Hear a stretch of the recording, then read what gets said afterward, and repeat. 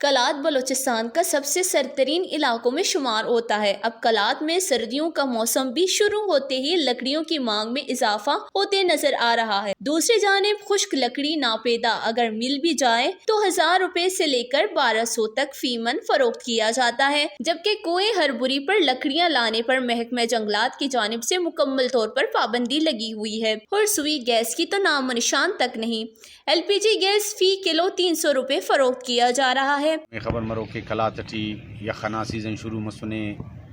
تو ارگڑا مہنگا مس تو دا سنن خدا گڑا غیرانوں کہ پاٹو مہنگا مس نہ داڑی گیس سے ہمو طریقے نئے نئے ملک نئے نئے پاٹس ملک اونا وجہ کرے دا جاگنا مخلوق باز پریشان ہے، لہذا نن حکومتان اور ڈی صاحبانہ ریکویسٹ کینے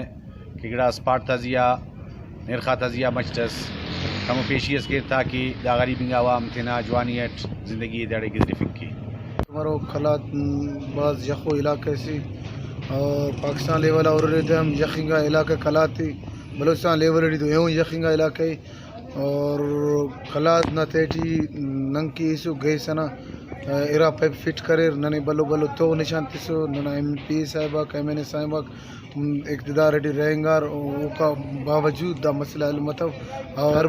اربوئی بند کرے نو اور داڑے ٹالا تازیہ 1200-1500 روپیہ من پاٹ ملیں گا ٹی او ہم خرونو پاٹ ملیں گا ٹی اور غریب بندگی ہلنگ نہ اوقات فق تین کے پاٹ ہلی تینا چنانا دوائی نہ کی تینا چنانا اسکول نہ کی انت نہ کی اونا ڈیاڑی 500 روپیے اور 1500 روپیے پاٹ نہ منے۔